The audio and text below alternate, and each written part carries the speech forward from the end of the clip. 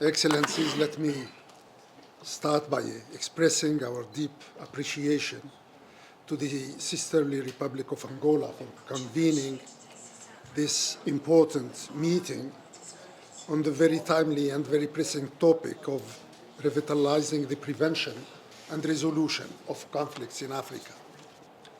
As we reflect on the recent developments in this regard, we need to be mindful of three dangerous dynamics that are having a cumulative impact on the overall peace and security landscape in our continent. Firstly, throughout its modern history, Africa has never experienced such a high number of hotbeds of tensions, crises, and conflicts at the same time. From the Sahel region to the Horn of Africa, from the Great Lakes region to parts of North Africa, instability is on the rise, disrupting the lives of millions and threatening the future of the entire continent. Secondly, and perhaps even more alarming, terrorism has emerged as the primary threat to peace and security in Africa. Throughout the last decade, Africa has witnessed a deeply shocking 400% increase in terrorist attacks and a 237% rise in terrorism-related deaths. Nowadays, Africa accounts for almost 63% of all terrorism-related deaths worldwide, and the global terrorism epicenter has shifted to the Sahelo-Saharan region.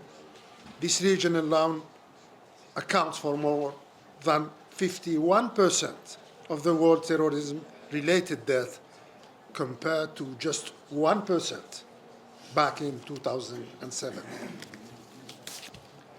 Thirdly, at a time when these challenges are growing bigger, our continental diplomatic response has grown weaker.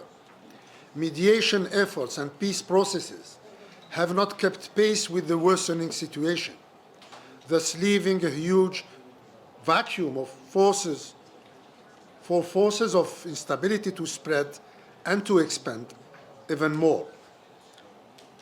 Having said that, we also need to be mindful of the responsibility that lies upon us, the member states. Our responsibility is to work together to put in place the appropriate mechanisms to provide the needed resources and to ensure the implementation of what has been agreed. In this regard, I would like to share a few reflections with this esteemed gathering. First reflection: as we contemplate to embark on a new reform process that will target the African peace and security architecture, we should not forget that this architecture is yet to be fully operationalized. While the Peace and Security Council is working hard to achieve its utmost potential, two other major components of APSA are yet to be fully implemented. These two components, which are the early warning system and the African standby force, are of critical importance for both conflict prevention and conflict resolution. Second reflection: the comparative advantage of the African Union lies in diplomacy and mediation efforts, and clearly not solely in peace operations. Being closer to conflict situations and more aware of their dynamics, the AU has in the past distinguished itself as a force of peace through diplomatic means. What is needed today is to reactivate these best practices. Third reflection: the African Union has been compelled in the past to act as a first responder to conflict situations in Africa, with the rapid deployment of peace operations. When doing so, the African Union was acting under the mandate of the UN Security Council, which holds the primary responsibility for the maintenance of international peace and security.